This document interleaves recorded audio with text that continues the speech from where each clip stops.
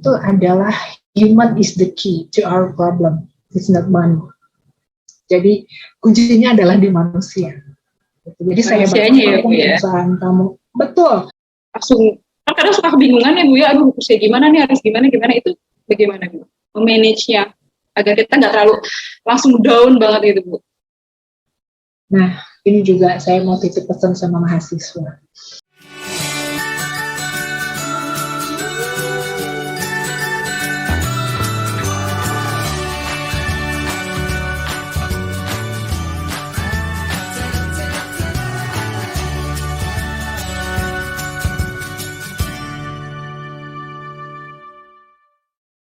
Assalamualaikum warahmatullahi wabarakatuh. Halo Sobat Genbi semua. Jadi kembali lagi dengan saya Irena di podcastnya Genbi Unsika.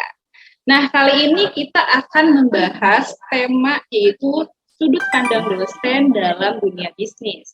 Nah, narasumber kali ini itu sangat-sangat luar biasa sekali, yaitu seorang dosen S1 Manajemen Fakultas Ekonomi Unsika, yaitu Bu Andi Pasca Anu, SEMM.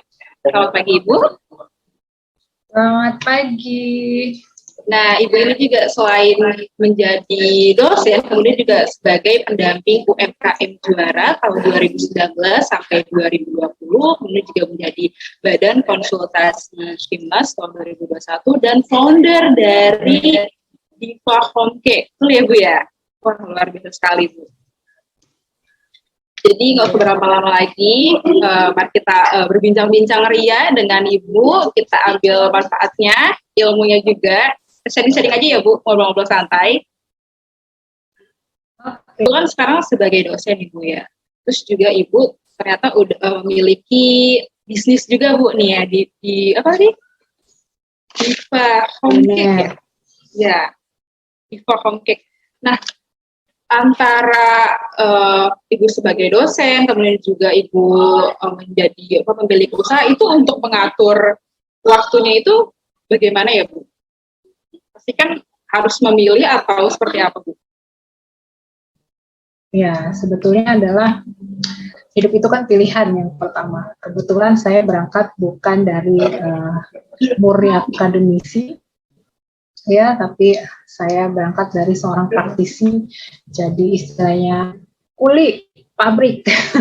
Jadi saya mengetahui seluk-beluk paling tidak sedikit banyaknya tentang manufacture. Kebenaran untuk profesi di akademisi sebagai dosen, waktunya dan goal output yang diharapkan ini sama berimbang dengan apa yang harus saya implementasikan.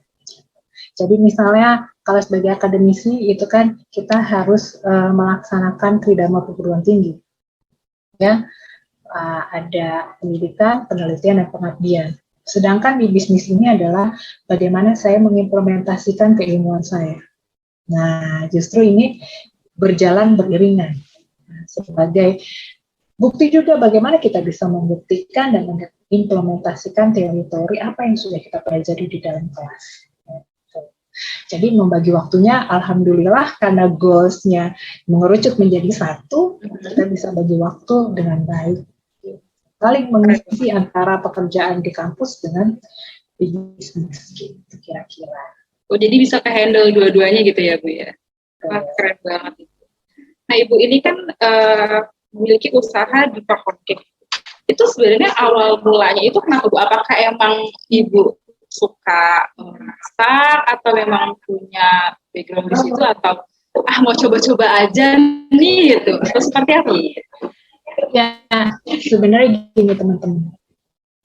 Nah, kebetulan apa saya suka masak atau tidak? Kayaknya enggak. Cuma backgroundnya senang makan cake coklat gitu. Terus mungkin teman-teman kuliah saya nggak ada yang percaya kalau saya bisa masak malah ya, karena saya ini tomboy sekali. Dari situ balik ke Indo lagi, saya mencoba untuk mau jualan kue, karena berpikirnya bisnis kue itu orang akan pesen cake ketika berulang tahun. Kita kan membagi waktu, karena waktu itu saya belum mendosen, jadi awalnya saya ini tukang kue dulu. Dari praktisi, terus ya saya mencoba beberapa produk itu ya, terus saya akhirnya mendapatkan cake. Dan mendapatkan cake ini, ya saya hanya fokus dengan keluarga ya, bagi waktu sama anak aja. Ya, dari situ alhamdulillah memang, oh ternyata ada peminatnya. Dan saya nggak kepikiran, oh saya juga harus menolak beberapa orderan di saat itu. Gitu. Nah, jadi pesan yang di sini adalah, harusnya kamu mencoba ini di saat kamu menjadi mahasiswa. Sehingga ketika kamu lulus menjadi mahasiswa, kamu tahu, this is my product. Gitu. Itu pesan yang paling berharga dari saya. Nah, selalu ada kesulitan gitu ya Bu. Nah, biasanya kesulitan apa yang Ibu rasakan gitu dalam memasarkan kah atau dalam membuat, dan cara mengatasinya itu seperti apa? Oke. Saya kuliah S1 S2 manajemen. Dari semua mata kuliah manajemen, marketing, SDM, finance, yang paling tersulit ternyata pada saat waktu kuliah sih enjoy. Cuma isi teori-teori aja, gampang gitu ya. Ujiannya isi teori, memahami bagaimana aplikasinya di lapangan dan lain sebagainya. Tapi ketika berbisnis yang paling berat adalah itu tantangannya MSDM, manajemen sumber daya manusia. Untuk uang kita bisa atur, untuk uang kita bisa pelajari, untuk marketing kita bisa belajar strateginya seperti apa, kita bisa lakukan. Tapi untuk MSDM, bagaimana kita mempengaruhi orang agar bekerja untuk kita mencapai tujuan dan visi organisasi di dalam bisnis kita, itu nggak mudah.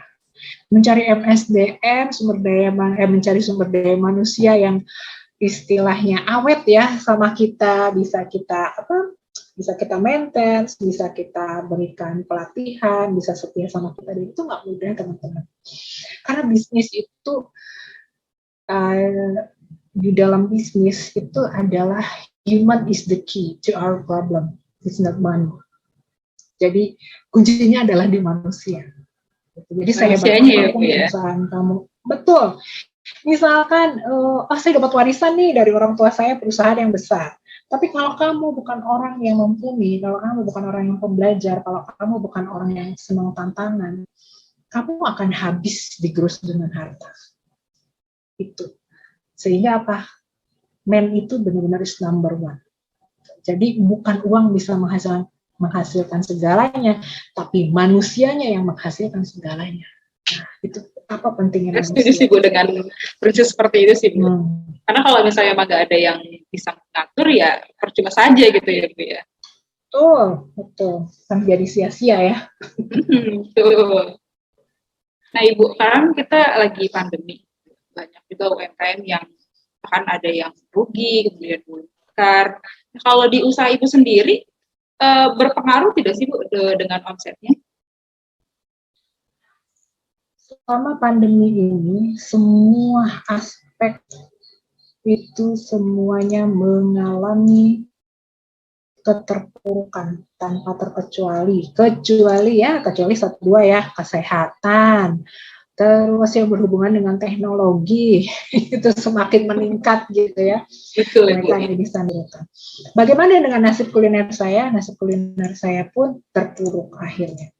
Saya harus meng-off-kan beberapa karyawan saya, karena ketika saya mempertahankan ingin shifting ke virtual kitchen, yang hanya pengen punya kitchen di rumah aja, saya pengen konsep virtual kitchen di sini, justru pulang pergi, kita nggak tahu, dan nggak bisa kontrolin ya, karena ada anak-anak di rumah. Ya akhirnya kita nggak mau ambil resiko besar, ya udah kita off dulu. Jadi karyawan saya masih setia juga nungguin saya nih 1-2 orang yang, Bu, ayo Bu, kapan lagi Bu? Karena ya itu tadi ya, COVID unpredictable, benar-benar unpredictable sekali. Kita mau melangkah saat ini sulit ya, negara tetangga kita udah mulai kolaps lagi ya. Nah kemudian Ibu, biasanya strategi pemasaran dari produk Ibu ini sendiri itu melalui apa dan seperti apa gitu? Strategi pemasaran sebenarnya ilmu manajemen, apalagi marketing ya, itu cepat sekali berubah gitu. Jadi saya kalau di kelas pun tidak bisa bilang ke mahasiswa, I teach you gitu. Saya ngajarin kamu, itu nggak bisa. Tapi kita sharing gitu. Karena apalagi sekarang adalah dunia milenial. Jadi kita harus mengikuti perkembangan daripada apa sih strategi-strategi marketing yang lagi tren. Contohnya kayak sekarang, dulu kita Facebook, oke, satu Facebook di fokus, masih bisa kita maintain gitu ya. Lama-kelamaan nambah Instagram. Hadirnya selebgram yang udah kayak artis, harganya mahal-mahal, bahkan kadang ngalahin artis di TV. Kita nggak bisa mengelakkan tren itu, dan juga kita tidak bisa melawan teknologi, tapi kita harus berkawan dengan teknologi. Nah, dari situ sehingga ya sebagai pelaku usaha kita harus agile menghadapi segala perubahan. Ini trendingnya apa? Kalau kamu masih trendingnya pasang iklan di TV dengan harga puluhan juta gitu ya, ini masif nggak nanti? Kena nggak ke target kita? Justru lebih ke Instagram yang murah meriah atau pakai selebgram lebih mengena ke customer kita. Nah Ibu nih, aku mau bertanya juga nih, kan kita sebagai seorang pelaku usaha nih, strategi apa yang harus dilakukan kita dalam memahami perubahan yang terjadi, sehingga dari perubahan tersebut kita bisa ngelihat nih, wah ini kayak ada peluang bagus nih untuk kita buat usaha gitu, apalagi kayak baru-baru nih Bu, baru-baru mau merintis usaha gitu, karena kan masih bingung, aduh apa nih yang harus, mau jualan apa, harus bikin apa, seperti itu bagaimana? Ya, yang pertama adalah itu tadi ya, yang saya bilang, habiskan kegagalanmu di usia dini ini adalah salah satunya mencari passion kita. Saya juga nggak tahu kenapa harus ke kue, dan itu tadi, kalau ketemu teman kuliah saya gitu, mungkin nggak ada yang percaya kalau saya bikin kue, dan kue enak itu adalah buatan saya tuh, kayaknya semua sanksi gitu ya. Tapi itu tadi, ketika passion itu kita cari, tren itu kita cari, sampai kita tahu this is my passion gitu, ada peluangnya, ada opportunity-nya itu ya, terus ada jalannya, terus dan kita sendiri harus mau menuju ke sana. Lalu gimana sebagai pemula? Nah, sebagai pemula biasanya itu tadi, pertama menganalisa dulu, menganalisa kondisi lingkungan, apa nih yang sedang trending. Nah, ini sebenarnya tugas mahasiswa untuk mengetahui dan menganalisis adalah teman-teman mahasiswa. Ya, wah gimana nih yang lagi trending apa nih di pandemi COVID? Oh, jualan masker, maskernya seperti apa, gitu ya. Terus Warren Buffett sendiri dan terus beberapa orang-orang terkenal ya, salah satunya pemilik Apple juga berkata bahwa customer itu nggak pernah tahu apa yang dia inginkan bentuknya gimana tuh nggak tahu. Justru kita yang sebagai pebisnis yang menyediakan.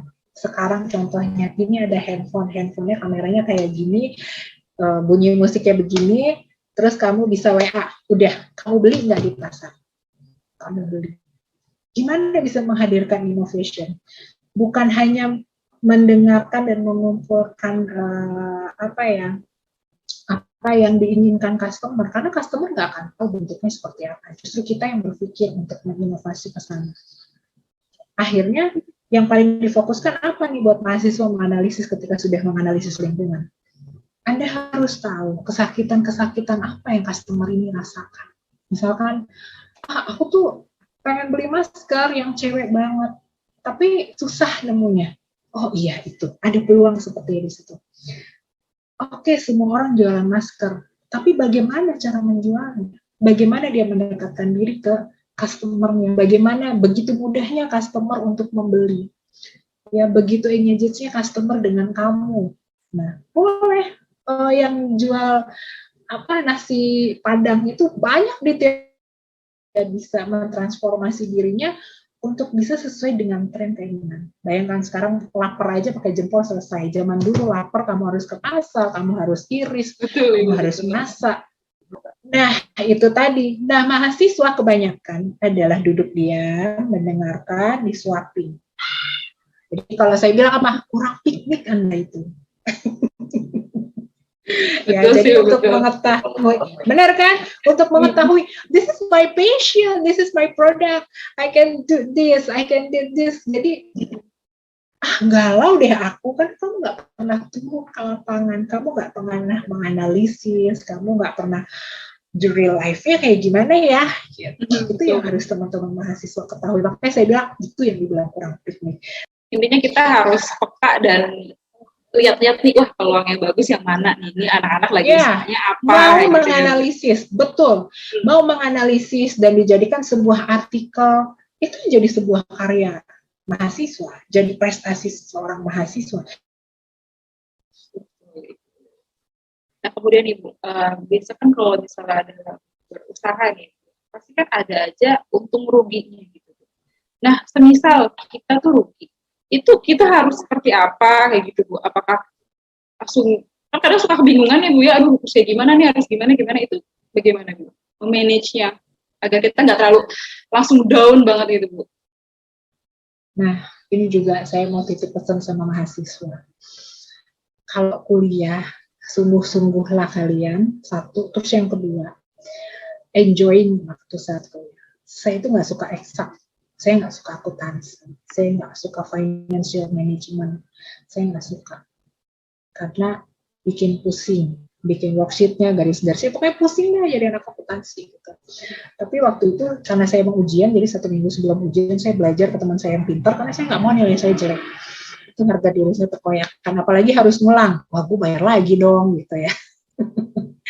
Akhirnya saya belajar dalam arti kata yang penting hanya untuk nilai ujian. Udah selesai hidup gue, kelar kalau udah dapat nilai ujian. Beres, merdeka jaya. Tapi ketika saya berbisnis, ternyata itu hal yang paling penting ketika kita bisa mengatur finansial. Saya pernah join bareng buka warung ya, buka kafe sama teman saya yang backgroundnya financial management. Habislah saya sama. Laporan keuangan tiap bulan harus ditimbang, dan setiap omset ini ternyata setiap omset yang sudah dikurangi biaya menjadi sebuah keuntungan ini nggak bisa kita nikmati langsung, nggak bisa Bu Andi. Ini harus dimasukkan ke biaya operasional. Yang ini nanti, ini tidak boleh dinikmati nanti dividen. Yang ini adalah untuk biaya penyusutan. Jadi yang aku nikmati yang mana? Ternyata kecil sekali, padahal aku melihat omsetnya gede. Aku ulus dada. Kok kamu sadis banget ya? Saya bilang sama dosen financial management gitu. Kok kamu sadis? Disiplin Bu Anggi. Dari situ saya berpikir adalah, oh waktu aku belajar akuntansi itu ya, oh ternyata memang itu ya dibagi-bagi duit itu gitu ya. Jadi nggak bisa dimiliki, it's my own. Udah punya aku kan, aku CEO-nya, keuntungan. Ternyata dari keuntungan itu ada yang harus kita sisipkan dan kita namain, itu bukan duit kita yang bisa nikmati semua gitu. Nah dari situ saya belajar bahwa pentingnya financial management, karena ketika kita ingin mengembangkan bisnis, uangnya dari mana? Ya dari uang yang sudah kita pos-poskan itu kan. Putar lagi ya Bu ya. Ya, harus paham nih, ngeposin keuntungan ini harus paham teman-teman. Dan ternyata itu terpenting untuk kita mengembangkan sebuah bisnis, usaha. Ini yang teman-teman harus pahami. Jadi sebenarnya semua mata kuliah itu baik untuk kehidupan kita. Hanya kadang mahasiswa berpikir gini, betul nggak sih? Ini tuh nggak penting banget. Yang penting nilai kita itu bagus. Oke, betul. Dan sih, benar kan? Kalau di real life ya, beneran udah lulus, sudah menikah, sudah berkeluarga. Kenapa duit aku cuma segini-gini aja ya Tuhan? Mengeluh ya gitu. Benar, makanya aku kasih tips banget buat mahasiswa adalah coba kamu rasain bagaimana berbisnis. Karena kamu akan mengimplementasikan semua keilmuan kamu, apapun jurusannya ya, itu akan merasakan. Karena seorang dokter pun pasti butuh bisnis, butuh buka klinik kan nanti, gitu. Kamu to manage the klinik. Nah, seperti itu kira-kira. Nah, Ibu, aku mau nanya lagi. Bagaimana sih Bu pandangan Ibu terkait dampak pandemi ini terhadap pelaku usaha, yang terutama di Kabupaten Karawang? Kan kita bisa lihat sendiri, kayak depan kampus kan dulu sebelum pandemi ini kan ramai banget ya Bu ya, banyak yang beli. Nah, setelah aku udah lama balik lagi ke kampus tuh lihat loh, kok yang jualan ini udah nggak ada, kok yang ini udah nggak ada gitu. Itu bagaimana Bu? Yang jelas itu tadi, pandemi ini adalah unpredictable. Semua aspek itu terkena dampak. Kalau dibilang kenapa ya di kampus jadi sepi Bu? Ya karena mahasiswanya juga sebagai customer dan target sasaran market daripada si penjual nggak ada. Jadi ngapain saya buka di situ? gitu. Dan mungkin mereka kan yang tinggal di situ bukan orang asli Kerawang, atau misalkan daerah Kerawang tapi yang ada di mana gitu ya, di ujung Berung dan jauh di sana gitu. Nah itu mungkin mereka akhirnya juga sedikit demi sedikit menghilang gitu. Dan dengan kejadian ini apa yang harus kita pelajari? Yang kita pelajari adalah bagaimana kita bertransformasi ke digital. Mau tidak mau jualan cilok kayak mau jualan apa kayak gitu ya, sudah saatnya bertransformasi ke digitalisasi ya. Bagaimana itu tadi ya, engage ke customer lebih dekat, memudahkan customer untuk menemukan kamu ya. Gimana caranya? Paling tidak memanfaatkan marketplace, memanfaatkan partner-partner di digital. Nah, itu yang harus dilakukan. Berarti kita harus apa ya, dibilang mengikuti lah perkembangan sekarang ini ya Bu ya. Ya, tapi memang itu tadi sih tantangannya adalah UMKM itu jangankan untuk digital transformation gitu, untuk mengenali atau memencet handphone atau membuat grup customer atau apa, aduh itu sulitnya minta ampun ya. Pengalaman saya mendampinginya tuh, aduh ya ampun, sulit. Nah, Ibu ada nggak sih pesan Bu untuk para pelaku UMKM di seluruh Indonesia? Ada pesan-pesan tersendiri ke? Pesan untuk pelaku UMKM agar apa atau yang pertama dari pengalaman saya dan juga saya mendampingi beberapa UMKM ya, banyak yang kesulitan untuk menghadapi pandemi COVID ini. Yang pertama dilakukan adalah bagaimana melakukan mega shifting consumer behavior. Mereka harus mempelajari bagaimana konsumen ini perilakunya berubah, ya. Sehingga di mega shifting ini harus mulai berpikir go virtual, ya, terus empathic society, ya, lalu ada bottom of pyramidnya, lalu ada stay at home lifestyle.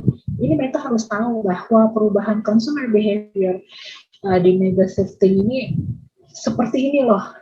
Dia sisipkan brandnya. Ini yang harus dipahami paling tidak dengan para UMKM.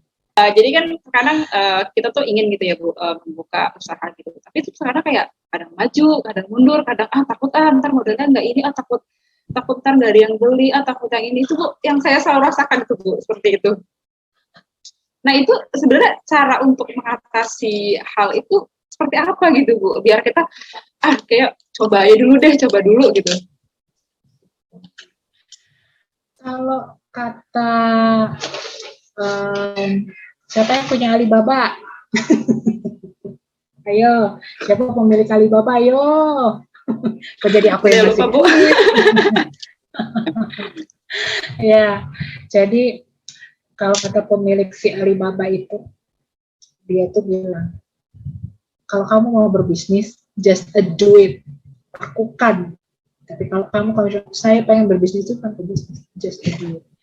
Lalu gimana sih caranya nih biar mental ini kuat? Yang pertama, cukupkan ilmunya. Itu tadi yang seperti saya bilang. Ya. Ilmu itu nggak harus selalu baca buku loh. Baca buku diem enggak. Piknik. Misalkan, saya tuh mau jualan minuman yang kekinian. Piknik. Kamu browsing, ada berapa sih minuman yang terkenal, trennya yang tertinggi di mana? Kamu analisis, kamu terus piknik. Boleh piknik, kamu foto, kamu video, kamu amati bagaimana dia cara melayani customer-nya, menu favorit dan lain sebagainya. Itu kamu pelajari. Kalau masih belum pede juga, gue magang deh di situ deh, magang deh aku di situ biar aku belajar banyak.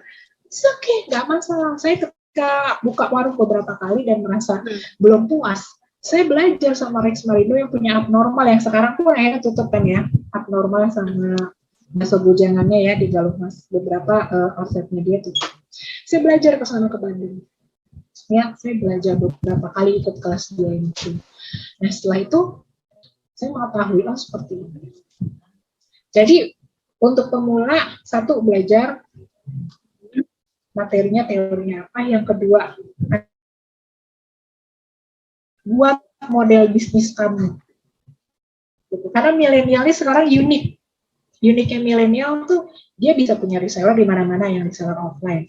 Terus dia bisa punya e-commerce sendiri. Jadi kalau mau pesen gampang, tinggal kamu scan barcode, kamu masuk ke menu sama masuk ke toko saya.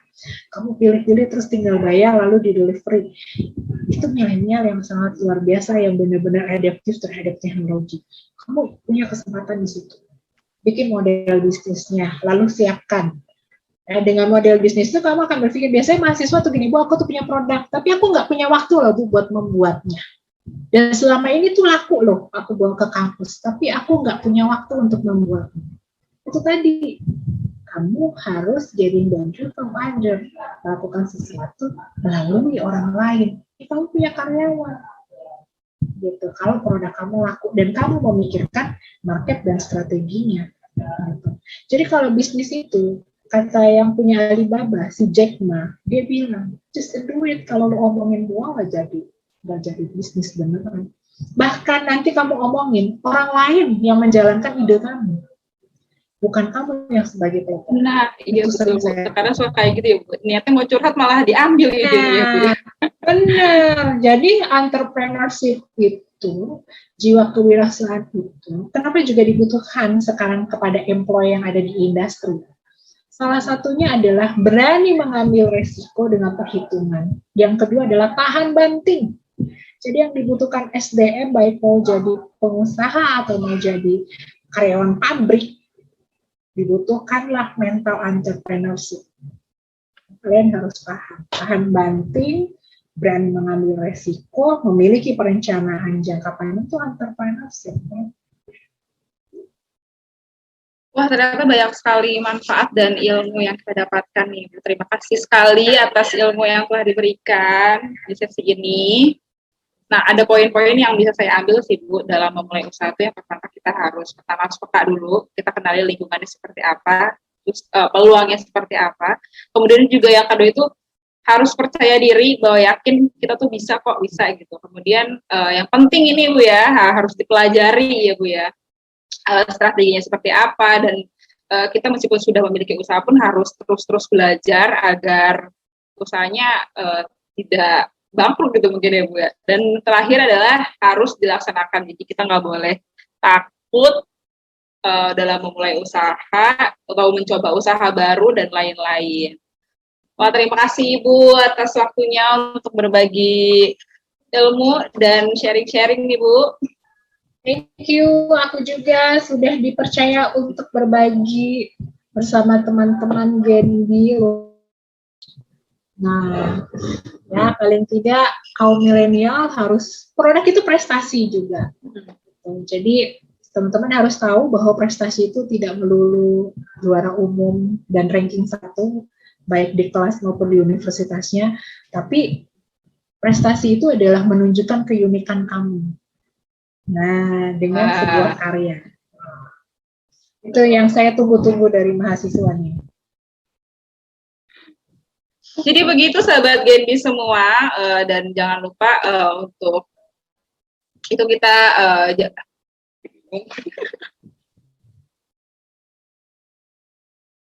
Genbi semua, jadi jangan lupa buat pantengin podcast kita terus ya, karena banyak sekali manfaat dan ilmu yang bakal kita dapatkan di podcast selanjutnya. Tentunya narasumbernya keren-keren banget sih. Jadi sampai jumpa.